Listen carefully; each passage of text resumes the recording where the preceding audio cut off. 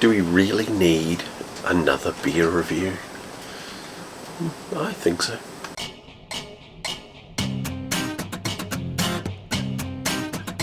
Welcome back to Beer Reviews with the Beer Sarge.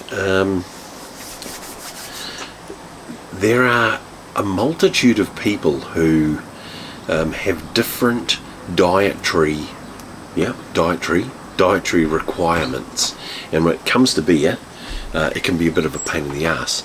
So gluten-free is one, and like carb stuff. Like, I don't understand this. I don't pretend to understand it, but I bought one. Well, I bought 12 of them.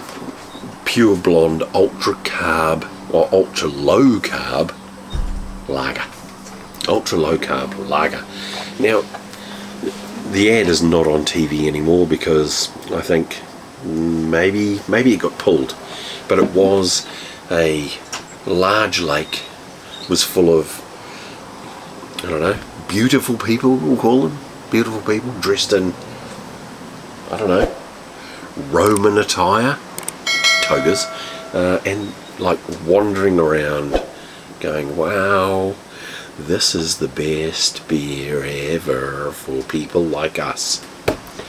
I was never a person like that, ever. No. And I doubt I ever will be. But I thought I'd give this a crack and see what it's all about.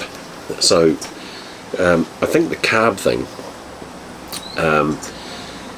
essentially a standard beer has lots of carbs in it, and that's kind of sugar.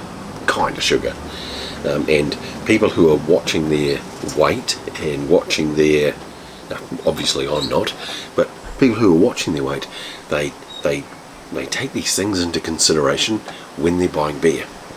And so low carb stuff is good for people who want to have a beer, but they also actually care about their bodies. So not me. So yeah. But this one here is 99% carb free, which means it should be, and I'm thinking it should be thin, like it should taste thin, because carbohydrates in beer give it the body. That's what I think. Now, I'm not a fucking scientist, but if I look at this little, because these beers have this on the back, it's like nutritional information, and it says here carbohydrates, well, I think it says 17 grams, which I think is high. Like, if it's a non-carbohydrate beer, well, maybe it's 1.7. I don't know. They make things so small that people like me cannot see them. But I'm all about the taste, and I tell you what, I'm not even going to put this in a fucking glass. I'm not going to give it the. I'm not going to elevate it to that status. This is called Pure Blonde Ultra. And do you know why I'm not going to put it in a glass? The reason I'm not putting it in a glass is because they've used the first font they found on fucking Microsoft Word to do their labels. Anyway, let's try this.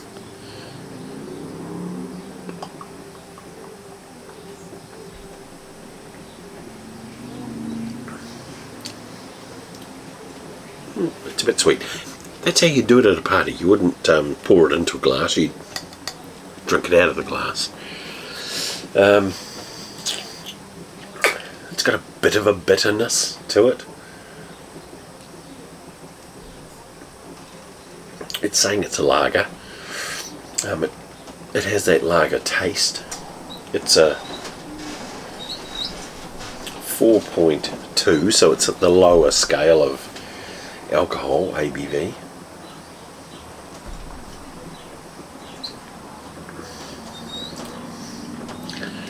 That's okay. Like, I understand that if you remove the carbs out of beer, you're going to get a thinner product. When I say thinner product, I mean you are going to lose some of the flavour. And this does lose some of the flavour. It is a little bit thin, it's a little bit insipid. I don't want to say insipid, but it is. It's a little bit insipid. Would I buy it again? If I really cared about things, I probably would, but I find the older I get, the less and less I care about things. I'm all about having a good time, drinking good beer, eating good food. This is different. This is for people who care about probably the environment as well. I don't, because I'm old. That's what it is, I'm old. Would I drink this again? If I went to a party and it was there and it was the last beer in the fucking box, yes I would. Would I buy it again? Absolutely not. Absolutely would not buy this again. There you go. There's another beer review from the Beer Sarge.